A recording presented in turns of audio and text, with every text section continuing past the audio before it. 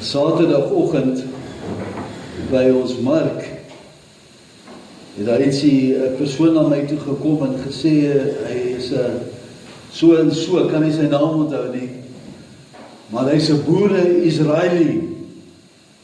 Ek vra toe vir hom, is dit nou goeie nuus of slegte nuus? Toe sê hy, nee, dis goeie nuus.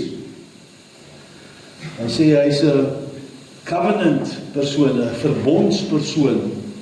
Hy het 'n klomp ander dinge gesê ook van, ja, wat nie so belangrik is nie. Maar die tema van vanoggend se woord is covenant people. A covenant, soos jy weet, is 'n verbond in Afrikaans. 'n verbond is 'n ooreenkoms tussen twee of meer partye wat beloftes en voorwaardes en ondernemings definieer. 'n verbond is gewoonlik persoonlik en word in 'n verhouding gebruik. 'n verbond, 'n covenant, is 'n persoonlike ooreenkoms, byvoorbeeld in 'n huwelik.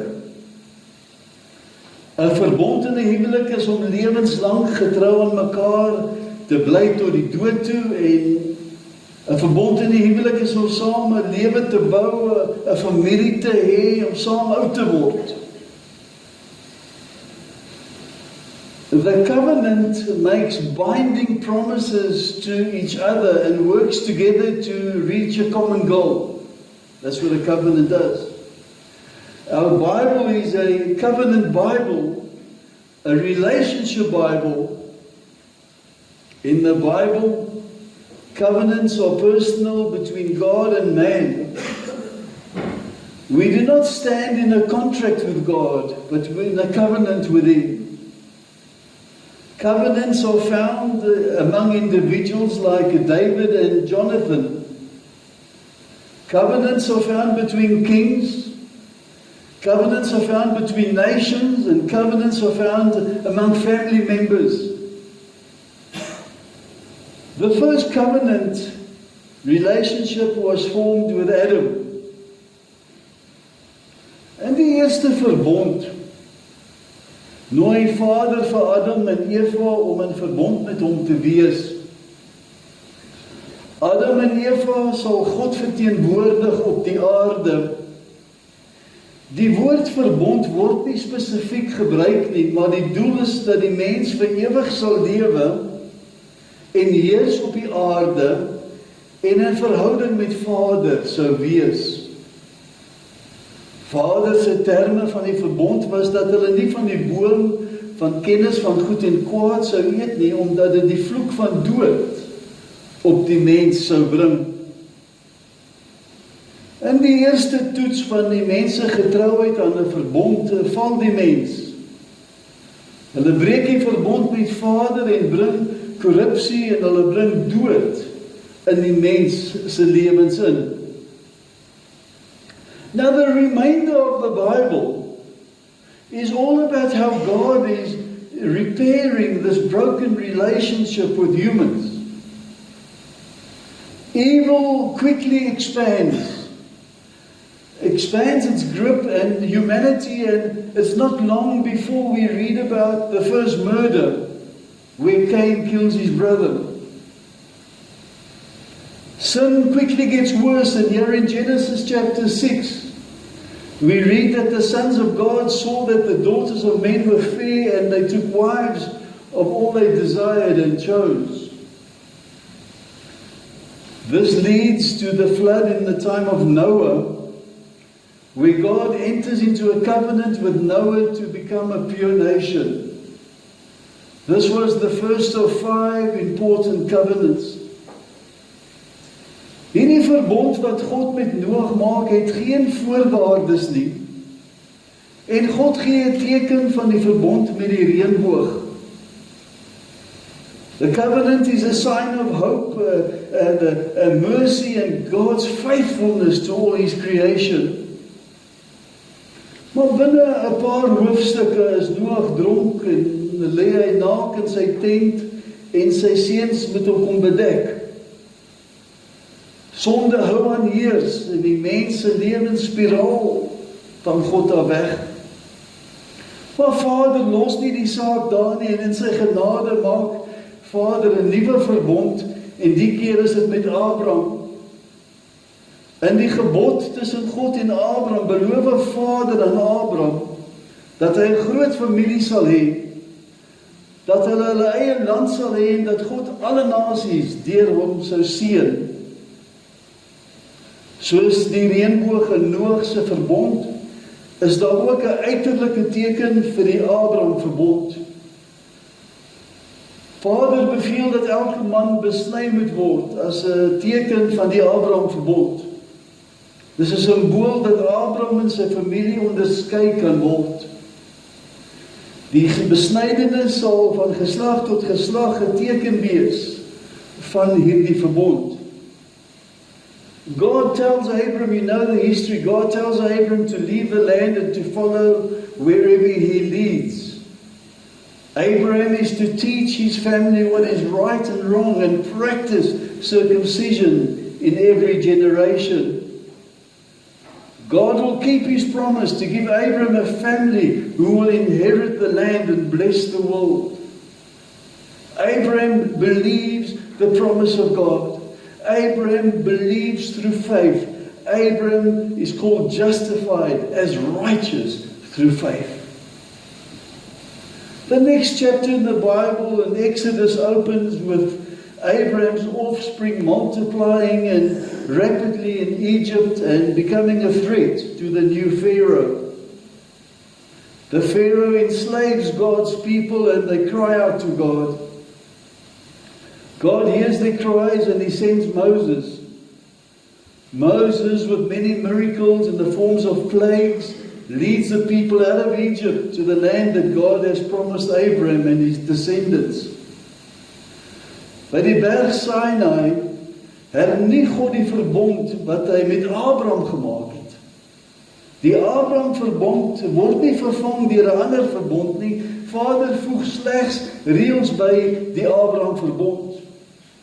Die 10 gebooie is 'n raamwerk wat vir die Israeliete hulle identiteit as 'n volk sou gee.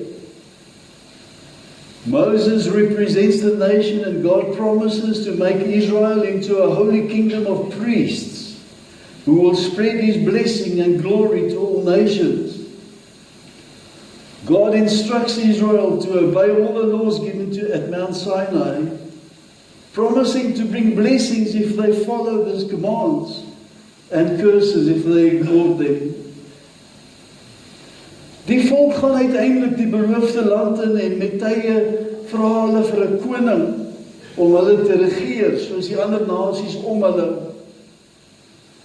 Ons sien dat die volk wegdraai van die Abraham en Moses verbond deur te vra vir 'n koning. Saul word koning, maar hy misluk daarin om God te gehoorsaam en Dawid word gekies as koning oor Israel. Dawid is 'n goeie koning en hy oorwin Israel se vyande en hy herstel orde. Dawid het foute, verseker, maar hy word genoem 'n man na God se hart. Dawid se begeerte is hy wil graag vir God 'n tempel bou. God responds to David by making a covenant with David. God promises to make his name great and rise up a descendant from David's line, whose throne and kingdom will last forever. Vir geslagte ignoreer Israel die terme van die verbond met Vader en hulle lewe volgens hulle eie definisie van goed en kwaad. As straf is daar ballingskap vir Israel. Daar's rebellie, maar die profete bring die boodskap van 'n nuwe verbond wat kom. Die profete bring 'n boodskap waar verhoudings met Vader herstel sal word. As 'n voorbeeld neem ek gou na Jeremia 31 vers 31. Kyk, daar spreek die Here dat ek met die huis van Israel en die huis van Juda 'n nuwe verbond sal sluit. Vers 32, nie soos die verbond wat ek met hulle vaders gesluit het op die dag toe ek hulle hand gegryp het om hulle uit Egipte land uit te lei nie. My verbond wat hulle verbreek het. Alhoewel ek gebiede oor hulle was, spreek die Here. Vers 33. But this is the covenant which I will make with the house of Israel after those days, says the Lord. I will put my laws within them, and on their hearts will I write it, and I will be their God, and they will be my people. Verse 34. And they will no longer teach each man his neighbor and each man his brother, saying, Know the Lord, for they will all know me, from the least of them to the greatest, says the Lord. For I will forgive their iniquity, and I will remember their sins no more. Hierdie nuwe verbond sal vir ewig wees. God sal sy wette in die harte skryf, hulle sonde vergewe en nie meer onthou nie. Hierdie verwagting van die nuwe verbond neem ons in die Nuwe Testament in dan Matteus 8:26 vers 28. Jesus praat. Hy sê, For this is my blood of the new covenant, which ratifies the agreement and has been poured out for many for the forgiveness of sins. So ons sien dat die verbonde oor die eeue groei na 'n klimaks toe. Die eerste verbond, God preserves the world through Noah. The second one, Abraham believes God through faith. The third one, God establishes Israel as a nation through Moses. The fourth one promises an eternal shepherd king through David. En die vyfde verbond fulfills all the covenants through Jesus. Die Nuwe Testament stel vir Jesus voor as die nageslag van Abraham.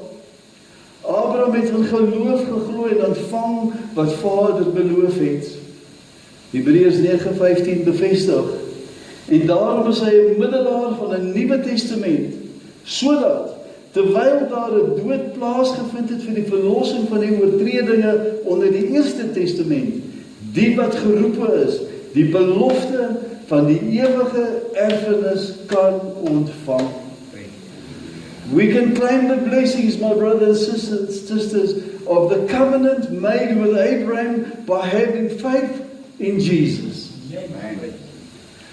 Jesus is the promised seed through whom all nations will be blessed.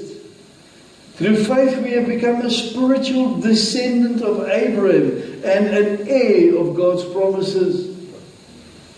Wanneer ons aan Jesus behoort, word ons as een van Abraham se nageslagte beskou en 'n erfgenaam van die belofte. Aan Abraham sê Vader in Genesis 12 vers 3, ek sal seën diegene wat jou seën, en hom vervloek wat jou vervloek, en in jou sal al die geslagte van die aarde geseën word. Die Nuwe Testament, Galasiërs 3:8 bevestig, en die skrif wat vooruit gesien het, dat God die heidene uit die geloof sou regverdig, het vooraf aan Abraham die evangelie verkondig met die woorde, in jou sal al die volke geseën word. Die dag toe ons Jesus aanneem, toe ons wedergebore word ons gebore in die rykste familie in. Ons word erfgename van 'n koninklike familie, wie die heelal besit en in stand hou. Dit is vir ons interessant natuurlik, om ons eie nageslag, ons geslagsregister, ons stamboom te ontdek. Dis interessant om te weet wie is ons oupa, grootjie se pa se pa. Ons wil graag weet, was ons voorgeslagte darm 'n goeie agtergrond, was hulle darm ordentlik gewees, wat het hulle gedoen? Maar my broertjie en sussie, dit maak nie saak nie, want hier is fantastiese nuus. Ongeag van wie ons fisiese voorouers was, is ons geestelike voorvaders die beste wie ooit gelewe het. Ons kan ons afkoms terugvolg van Abraham, Isak, Jakob, koning Dawid, al die pad tot Jesus toe. Dit is ons stamboom. Dit is wie ons is as Christene. In die geestesdimensie is dit ons stamboom, ons afkoms. Galasiërs 3:14 sê, sodat die seun van Abraham na die heidene kan kom in Christus Jesus, en dat ons die belofte van die Gees deur die geloof kan ontvang. Galasiërs 3:29 sê, and if you belong to Christ, or in him, who is Abraham's seed, then you are Abraham's offspring and spiritual heirs according to the promise. As Christians, my brothers and sisters, we are the seed of Abraham.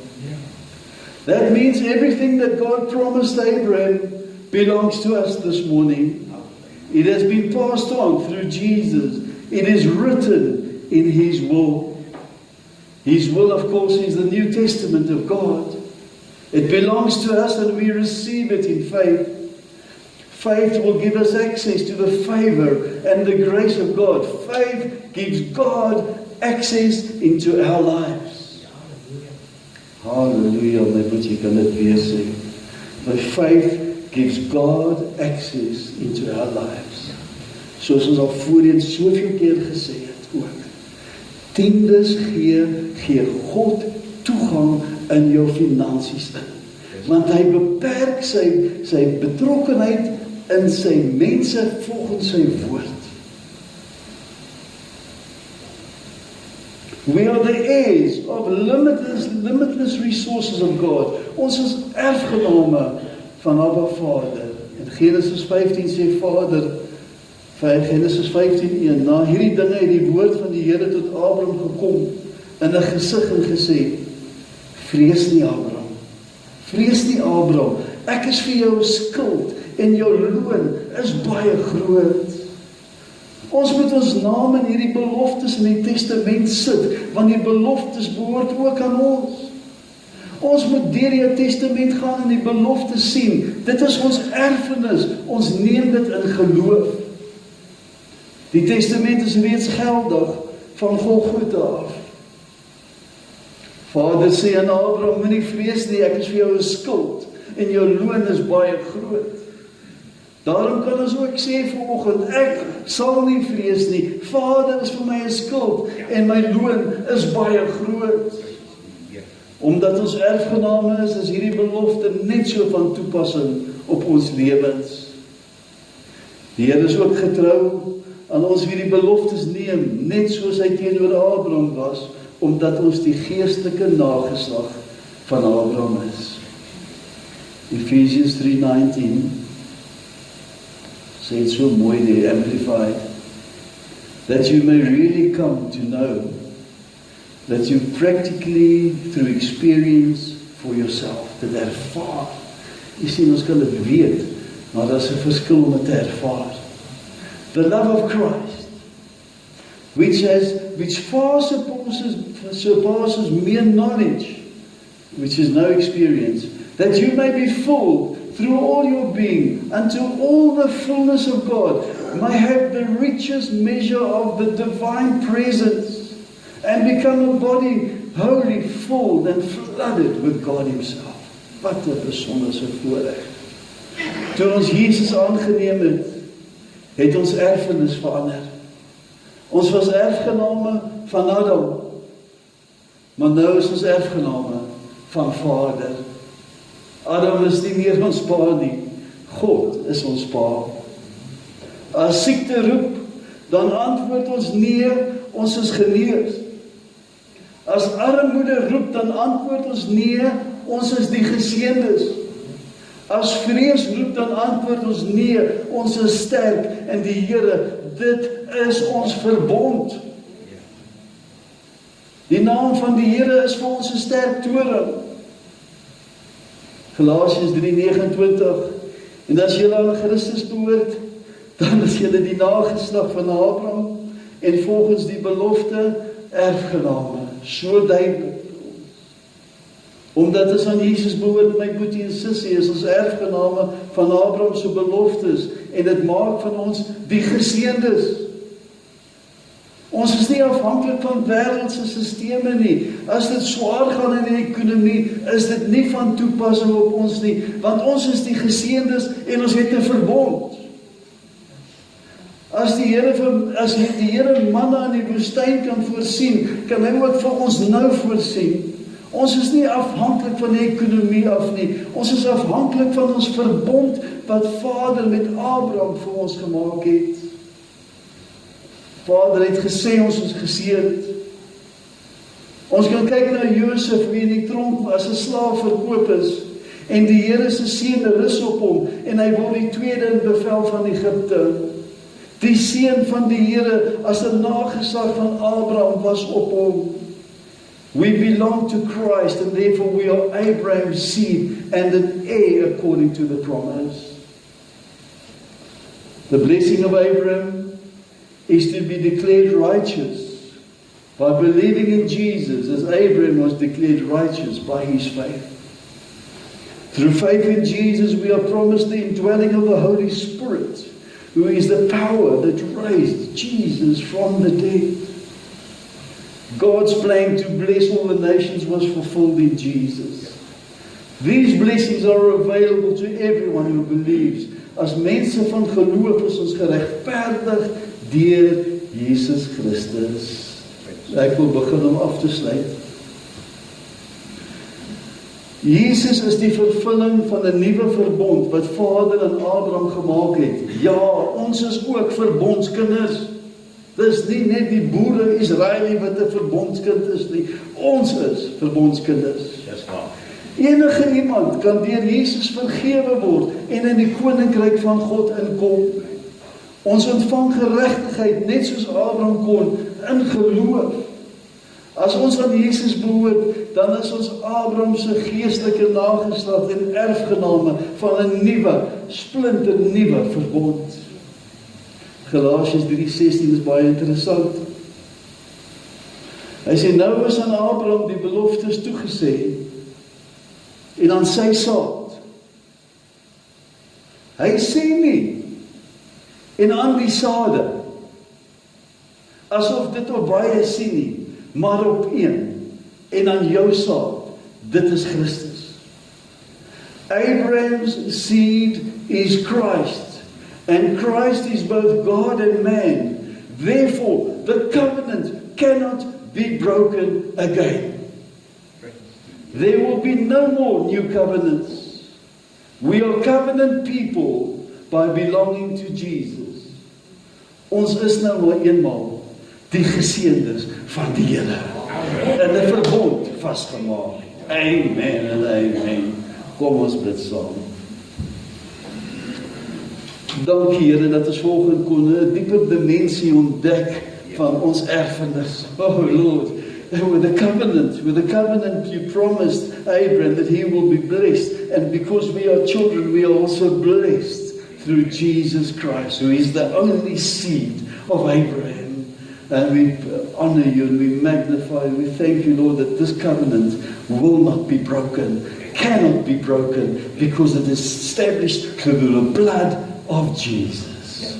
O Here, help ons Here om in hierdie dimensie in te stap waar ons erfgename is van Abraham, die beloftes van Abraham aan ons behoort persoonlik is. Laat ons meer as oorwinnaars is deur Christus wat ons die krag gee, en dat ons nou eens en vir altyd kan aanvaar dat ons die geseëndes van die koninge is. Ons eer U en ons aanbid U en ons dank U daarvoor.